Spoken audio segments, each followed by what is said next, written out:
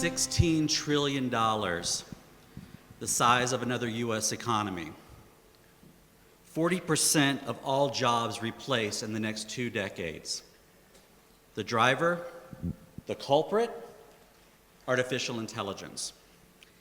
AI and its deep learning capabilities is also expected to have an even more outsized influence on the future of the manufacturing sector, adding an almost additional $4 trillion of value there. But AI's impact will not be unique to the manufacturing sector alone. There's the suggestion there'll be great transformations occurring across all sectors of the economy. We see average labor prices are on the rise. The pace of technological change, development, and deployment is only quickening. The price of technology falls as it matures.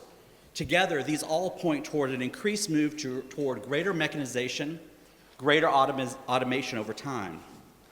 Other studies are confirming these trends. Just look at PwC. They project that by 2025, 10 to 15% of jobs in 3 sectors, wholesale and retail trade, manufacturing, and transportation, will have a high potential for automation. By 2035, just 10 years later, the same studies project that high automation potential in close to 35 to 50% of all sectors. So change is going to be significant, it's going to be rapid, it's going to be geographically indiscriminate, and it's going to impact every sector of the economy. Now, this rapid change also implies that past performance does not necessarily guarantee future success.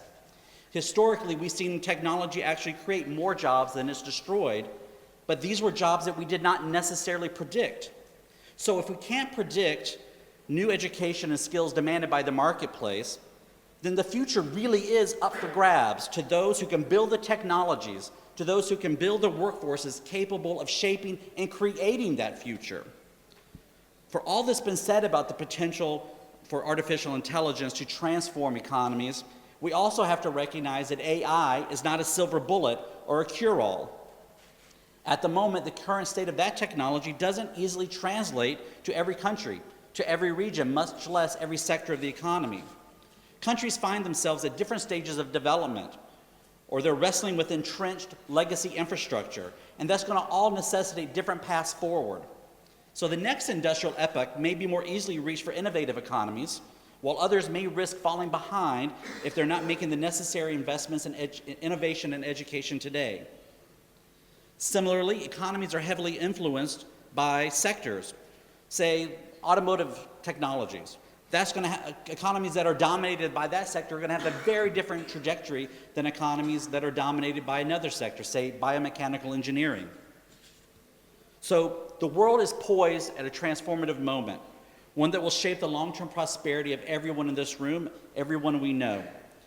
And investments made today will guarantee who will capture the greatest economic value going forward. Our panel is here to discuss this very transformation and address a range of questions. First of all, how can countries accelerate the introduction of advanced technologies across industries to boost the productivity potential? Second, which industries pose the greatest opportunity for future growth? And what do countries need to do to position themselves in that context? And then finally, we're going to explore some of the best recent cases and examples in countries that have succeeded in building new technologies, new industries, new companies, and are really transforming themselves.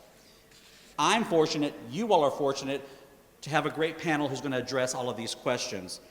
They're leaders from around the world. You have their bios in the book. We're not going to go through deep introductions, but suffice it to say, this will be a rich conversation. I'm going to ask a couple of our discussants to share some thoughts. We're going to mix it up a little bit. We're going to then open it up early for some quick Q&A from the audience, and then we'll return for some final thoughts from 2 of our panelists. Peter, I'd like to turn to you first. Peter Smith is the founder and director of Stratosphere. He's the Deputy Vice Chancellor at the University of Southampton. He also basically wrote the UK's industrial policy. He has a lot to share. Peter, can you address that first question I posed? You know, what are really some of the ways that countries are accelerating the introduction of technologies in their economy? What does that transformation look like? And maybe if you could spend a moment, there's a little thing called Brexit. We maybe want to hear a little bit of your perspective on that. Chad, I think you're overestimating my input to industrial strategy, but small parts of it. Thank you very much. I'm speaking as a university professor, but also as an entrepreneur.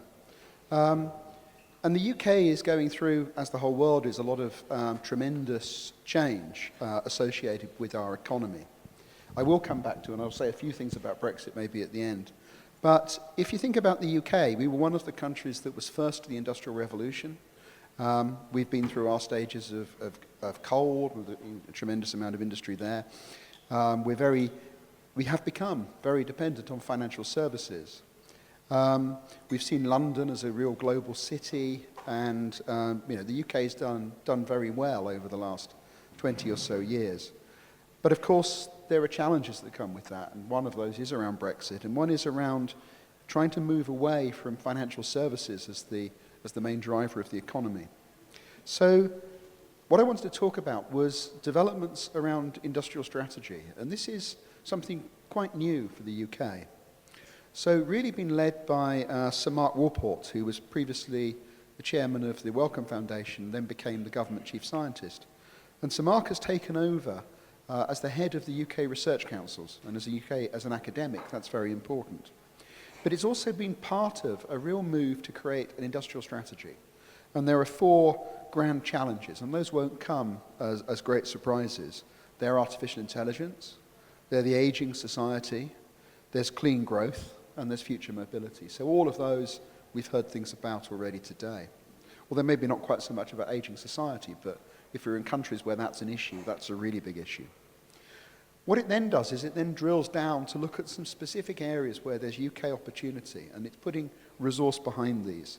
So if I give some examples, so that there are, I think, about 15 of those, but a good example is accelerating detection of disease. So looking at how technology can be used to detect disease more efficiently, and of course that speaks directly to aging population. There's a newly announced one on low-cost nuclear. I think we heard that from Bill earlier about the importance of being able to use nuclear as part of the energy balance. We have audience of the future.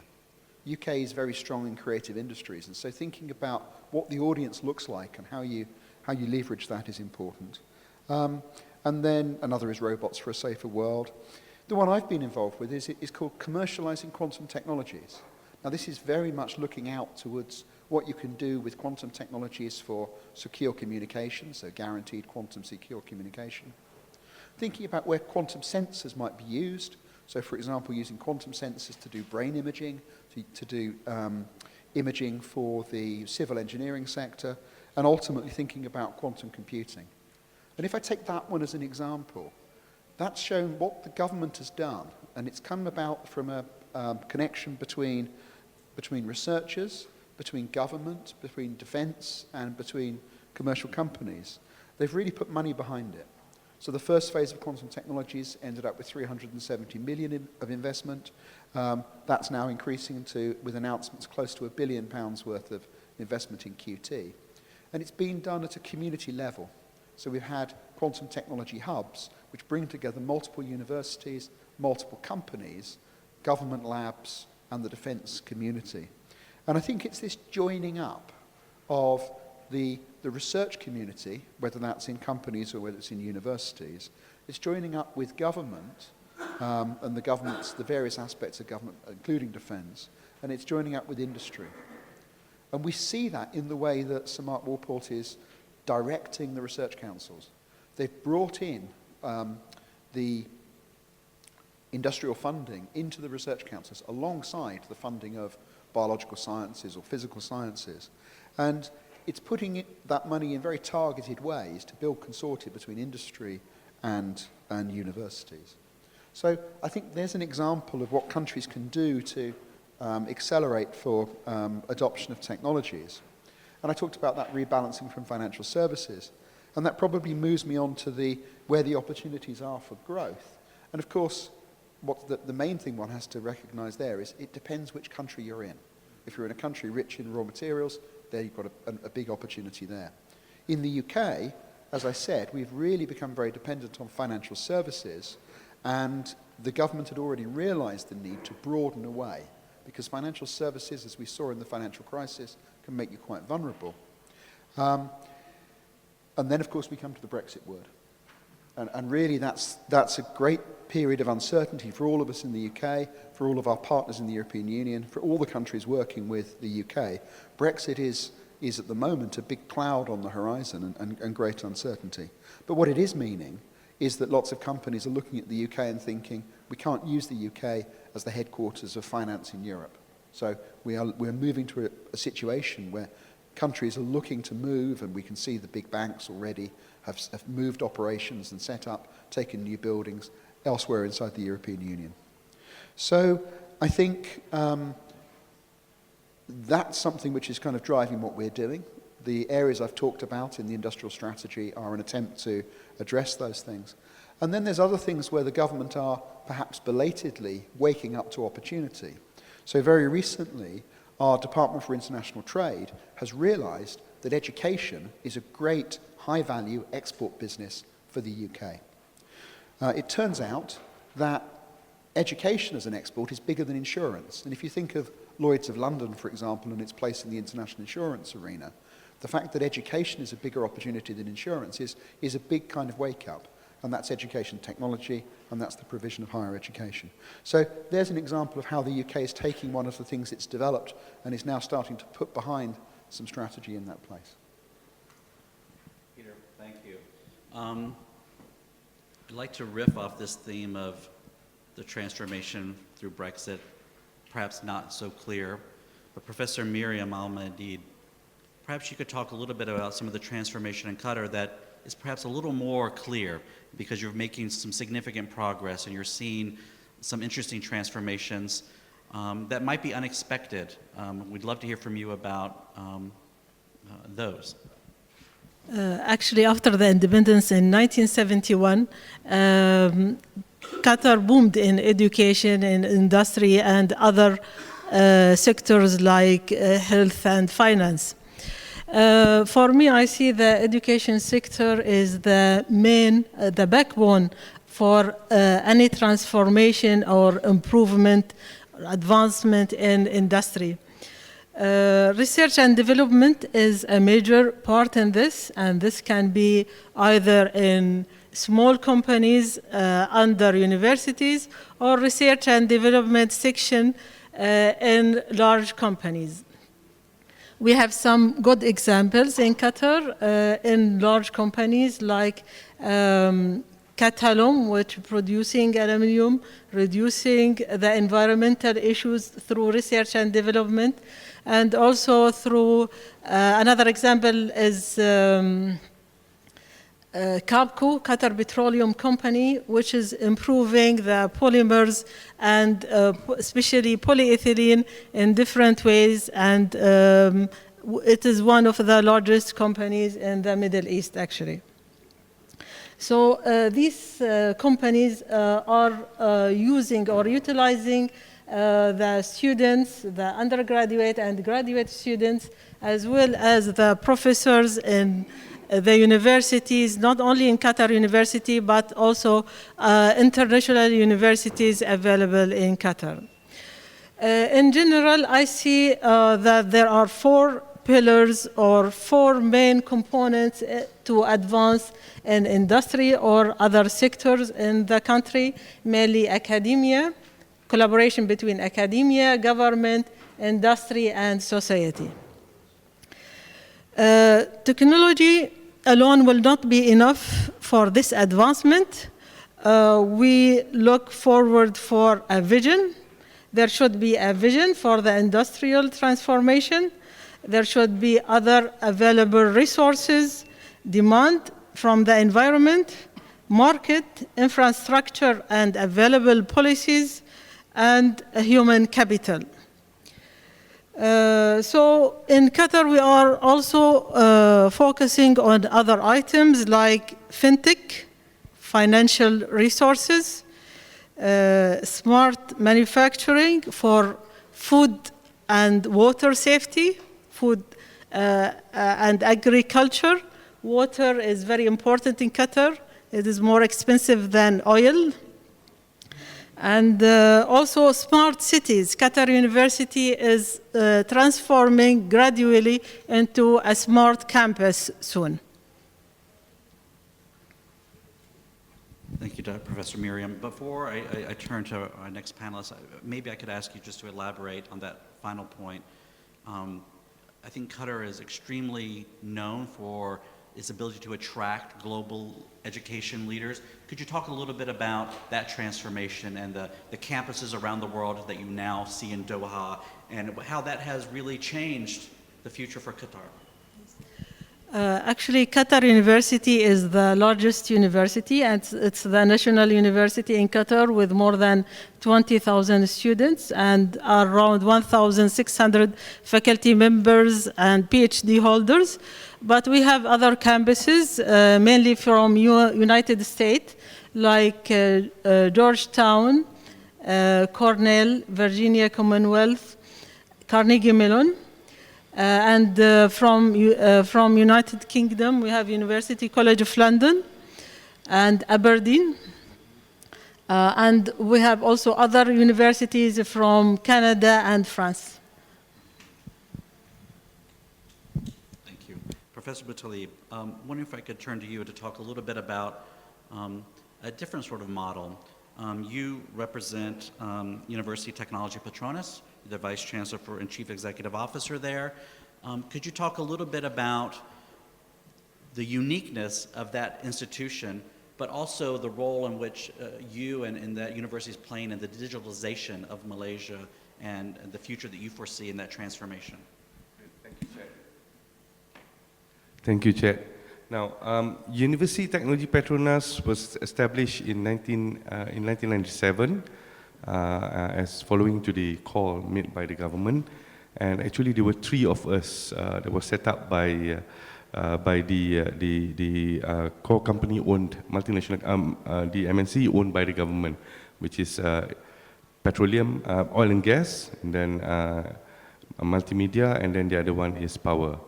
I think the guy you seen earlier, Tajuddin, was from Tenaga. He set up the university.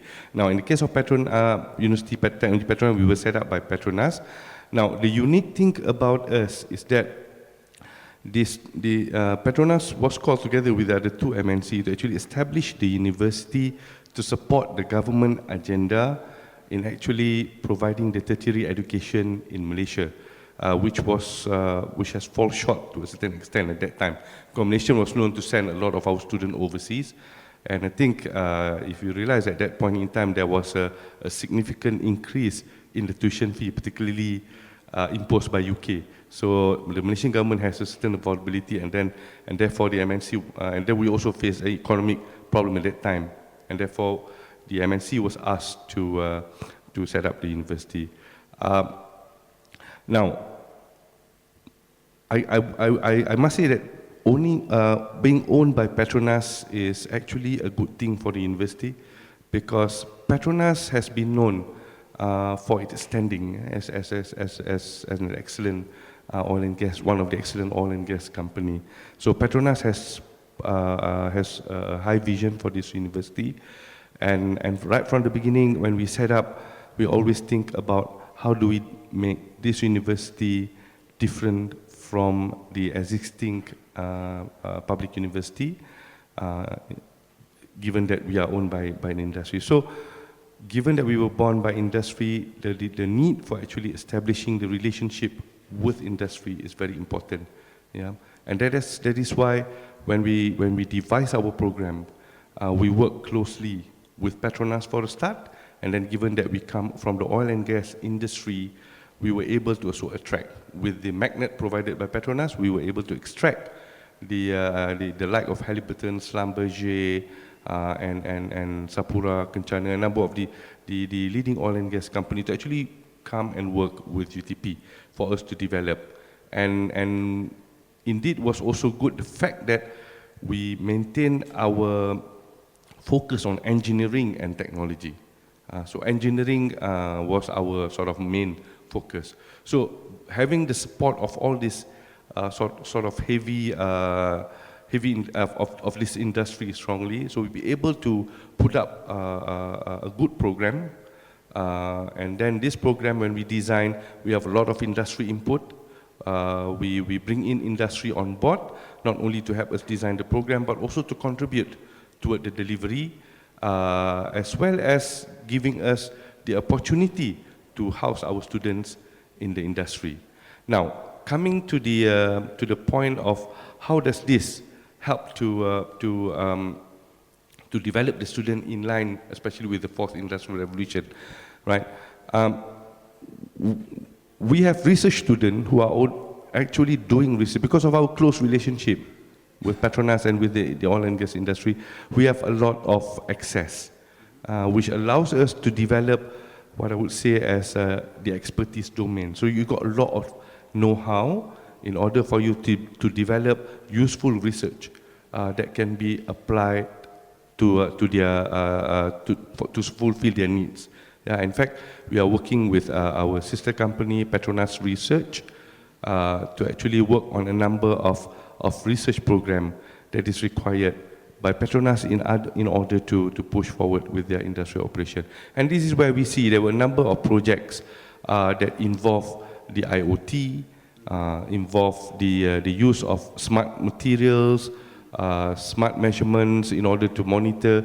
You know, it's like, although the oil and gas industry, you see mainly the industry is based on the conventional sort of processes, equipment, but as the technology goes forward, there's always opportunity for you to apply that kind of thing. And that gives us a lot of insight to actually work and apply. That gives an advantage to us in that sense.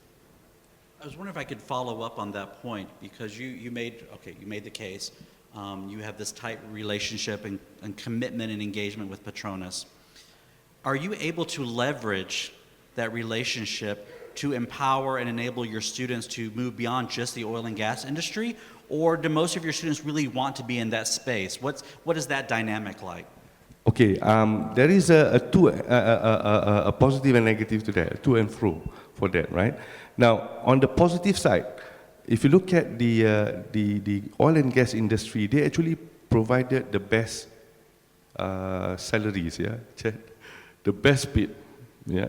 In fact, because of the advantage that our students had through the experience, through the program that we have devised for them, somehow or other, our graduates have able to sort of establish themselves to become among the first cut to be selected into oil and gas.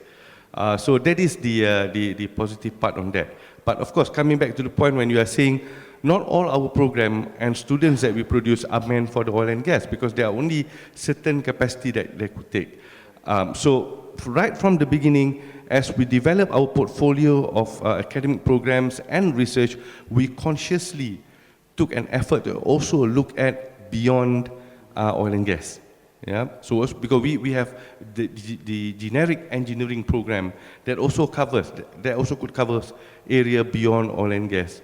And as a matter of fact, there were two national centers of research, which we were awarded by the government. One is actually in the area of biomass, right? Of course, in a way related. But there is another one which is in the area of healthcare, right? Which I think maybe you would be surprised. What the hell is Petronas University doing? But those are some of conscious decisions that we have made in order to allow us to not just focus. Of course, we have about 50 to 60% of our portfolio is related to oil and gas industry, but there are other 40% avenue that allows us to actually venture into the other areas as well. Well, what's interesting about that, and I think it leaks, and I'd like Peter to go back to you really quickly, and Miriam as well, this conscious decision, in your case, to expand beyond oil and gas. Peter, you mentioned a conscious decision to try to move beyond just the financial services.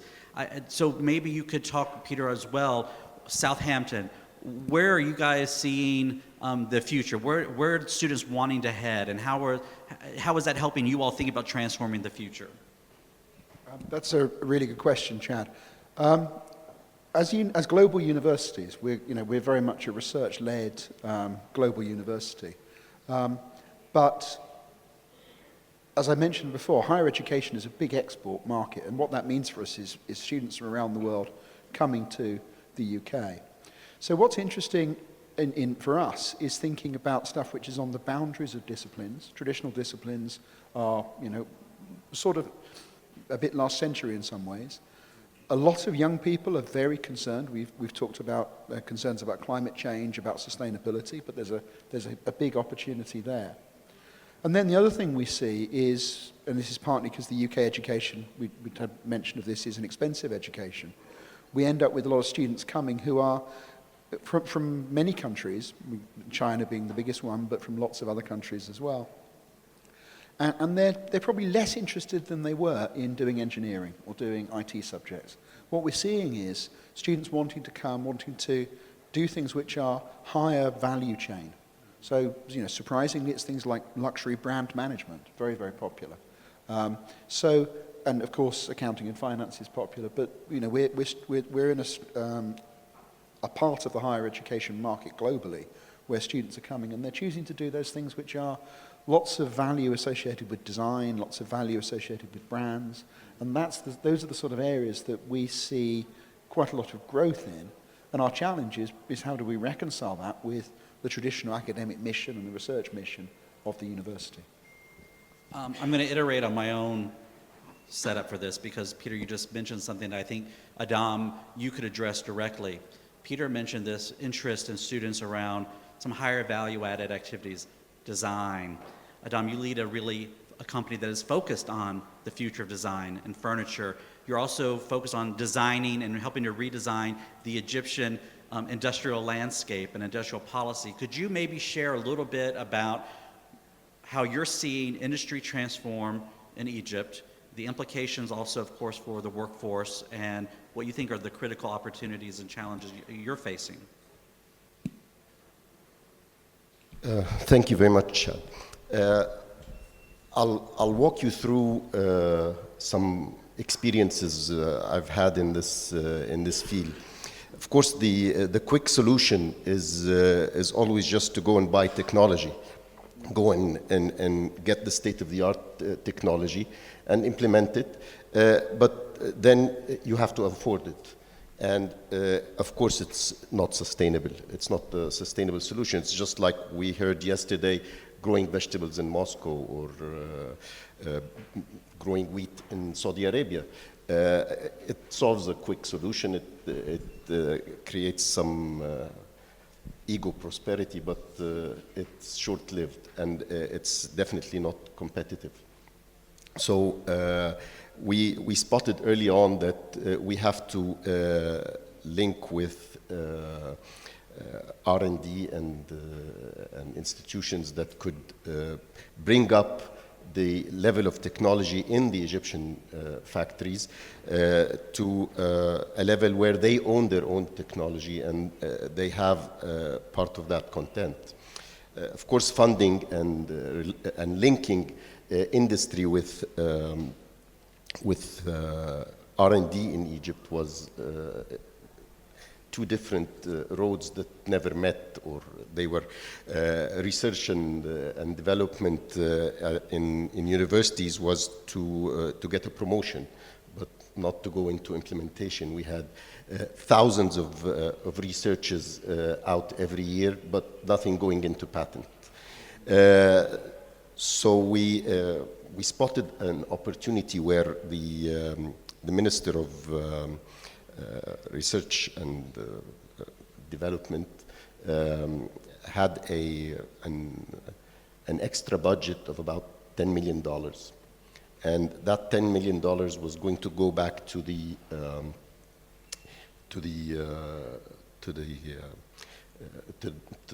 government if it was not spent in the fiscal year. Now, if you don't have money, then it's a problem. You usually have an idea and you go and get the money for it. But if you have the money and you can't spend it, then you're really in trouble KPI-wise. So to save face, we found him a solution. We said, okay, why don't you give us the $10 million? We'll match it with $10 million from industry fund, and we'll create a joint fund for R&D geared for industry and addressing needs of industry directly. He said, okay, and he wrote off the money on one day, and in his book it was spent, so he was okay. And we put that money in an interest-bearing account. We got something like 15% on the Egyptian pound for that. He said, let's make a committee. My only request is that we make a committee, half-half, and we just approve the subjects that will be studied. I don't want people just doing anything. We just want to make sure that our money is going right. So after a year, we did an assessment of what happened. 0 projects had been funded, 0 projects, because the committee could not agree on one project to fund, because all of these projects were out of the box, and they did not see, the ministry side of the committee could not see the value in spending money on something that is not guaranteed. Now, in R&D, success rate is maybe 2 or 3% of what you spend. So I created a meeting and I told them, look, we've outdid everybody in the world. We're doing 15% on interest. So it's that's exactly where it is. So, and it's got worse since that. So right now, what do you do with companies that are not crossing that bridge? We have an issue. We have to help these companies move to a different level of innovation. So it's left now to each company to develop on its own. Now it's, of course, unless you have a huge competitive advantage, you cannot really invest in R&D. Now, in search of job creation and huge job creation, we went after a lot of the creative industries.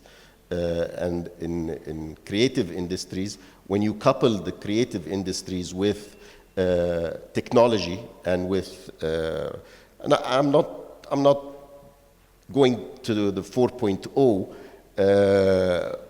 We're starting with people that could be 0.0 and taking it up 1 and 2 and so on.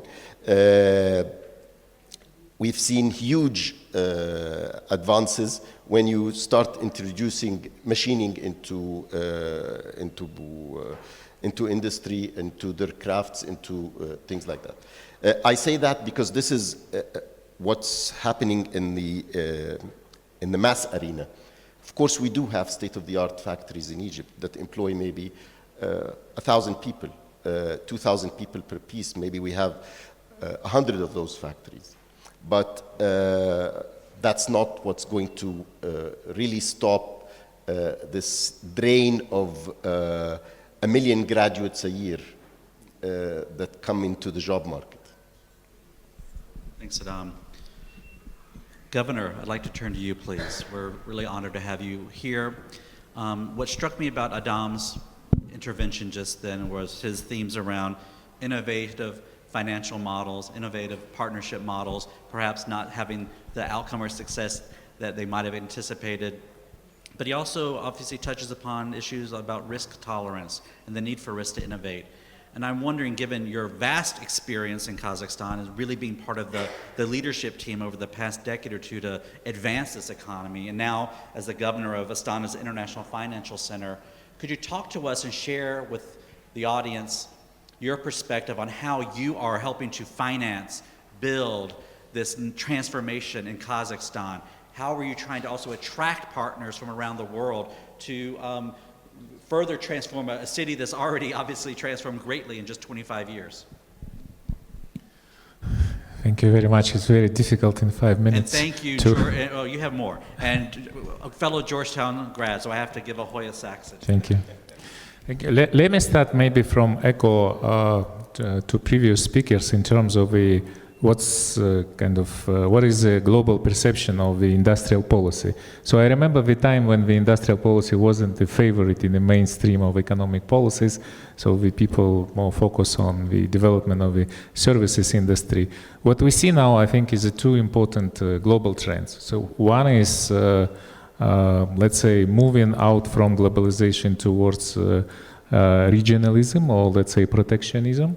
It's a very important trend, and what we've seen is, like, I think the Brexit is a kind of quite a response to this, and the trade war between the two superpowers, United States and China, is actually what we see now, like consequences of these trade wars, that some industrial production moving out from China to Vietnam, to Bangladesh, maybe later on to India. So these are kind of the reallocation of the resources.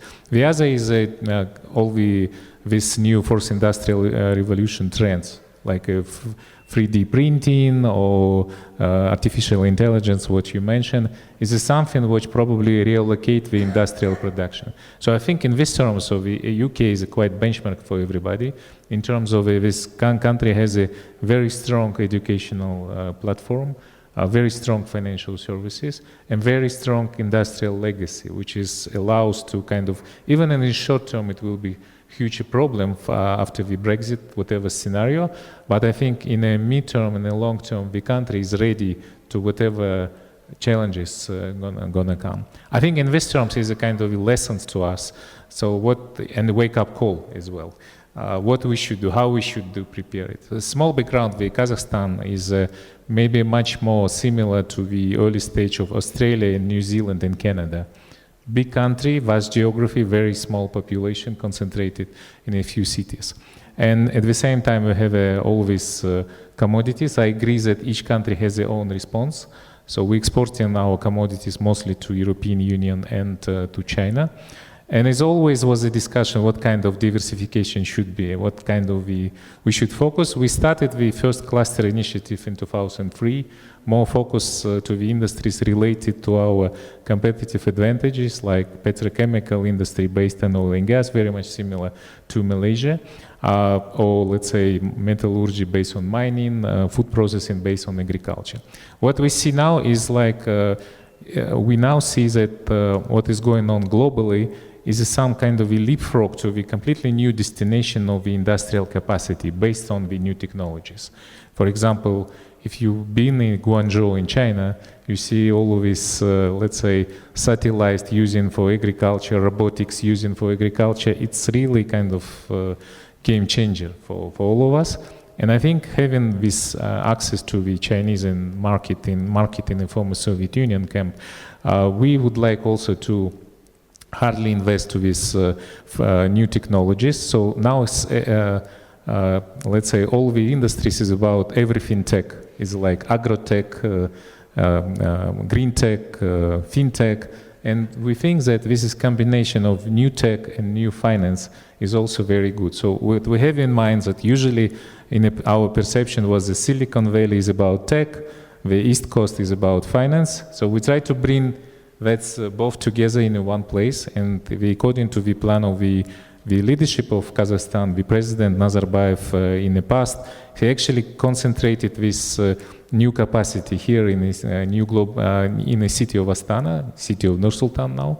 So what we see now, we have a kind of a cluster. We have Nazarbayev University, which is a kind of center of excellence, having the joint venture with the University of Duke, with UCL, with Cambridge, with also with Colorado School of Mines, just to create this research center's capacity and also educate the young talented people. We have a Astana International IT Startup Hub, Tech Garden, and many other initiatives which is provide acceleration programs to also to the talented young entrepreneurs.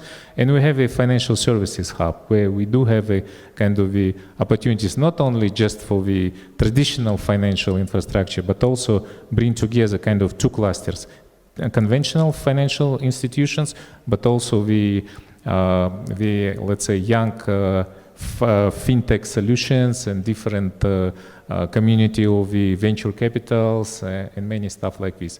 To our mind, this kind of a synergy of these two sub-systems will create opportunities for strengthening our capacity based on, again, the so-called smart regulation, and at the same time more active role of the government through the different equity financing. Governor, incredible story of transformation just in a few years. Could you talk a little bit about, you just laid out a whole series of incredible institutional changes, reforms, exciting opportunities. What are you sensing, or what do you feel is the uptake or the interest by the people of Kazakhstan to engage in this innovation ecosystem that you're really trying to help drive? Do you feel that there's a real connection with people? Is it an exciting opportunity? What are some of the challenges that you're facing? Yeah, I think the key challenge is capacity of the human capital in Kazakhstan. I mean, so I think since legacy of Soviet Union, we have very good education background in terms of the, but particularly in, let's say, subsectors like math and sciences.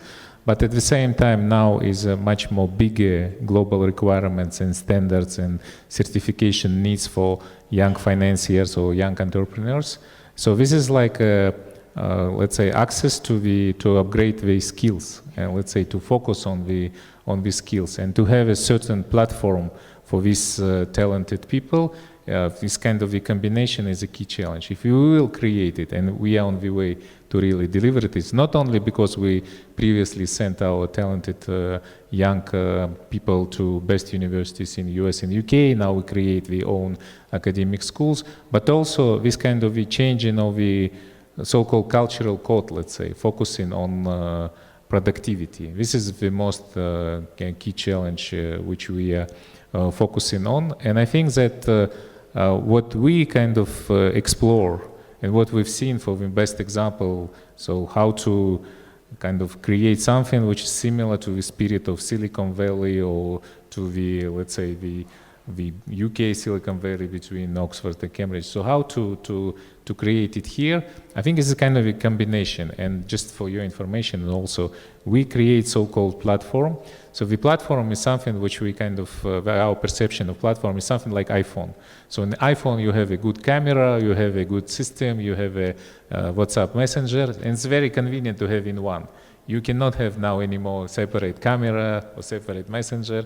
So this is here, we also create kind of a new platform for the new generation, which is again, it's like a tech platform, it's a financial services platform, but also the legal platform. You know that recently, according to the constitutional amendments, we implement the rules and norms of English common law jurisdiction, very much similar which was previously done in Qatar and in Dubai. So this is also very much important because this is the kind of the first center of the establishment of rule of law in our region. This is the first protection of intellectual property, and this is very important for this kind of a tech-wise development. Governor, thank you. And I'd like to, not to put on the spot, and because, you know, for some of us it's our first time here, but I would actually, Peter, Miriam, Professor Mutalib, I'd like to hear your reactions to the governor. You know, he's talked about the tremendous human enhancement needs and opportunities here in Kazakhstan. As you think about your own institutions, do you have thoughts around ways of deeper partnership? You know, one of the themes of the Global Federation of Competitiveness Councils is to bring together leaders like yourself to find new opportunities. Any reactions to the governor? Peter, I see you raising your hand. I'll go to you first, and Miriam and Professor Mutalib, you'll have a little chance to think about it, but I'd love to some interplay between the panel itself. So to come to that, when just a little anecdote, I was talking over the last week saying I'm coming to Kazakhstan, first time for me. And I was surprised by two things. Well, I shouldn't have been surprised, but one thing was how many people had been to Kazakhstan I just bumped into, and I was you know, pleasantly surprised by that. The second one they all said to me is, Kazakhstan, the thing you'll find is that people are incredibly friendly. And actually that is something I found. So you're talking about the human capital in terms of the skills and the training and the science, but actually that seems to me to be, you know, absolutely critical. Is it does seem to be a very friendly nation, and I think all of us visitors from elsewhere in the world are really finding that on this trip. But in terms of opportunity, I think there really is an opportunity to engage with the universities around education. Think about what it is we can do to strengthen those links, but also to find opportunities for the sort of technologies we're developing to take that overseas. And you see some of that in the way countries are developing. So actually one of my sons works for a company in the offshore renewables. And they are really leading the way in introducing offshore wind. Now, obviously, offshore wind's not relevant to Kazakhstan because the ocean's a long way away.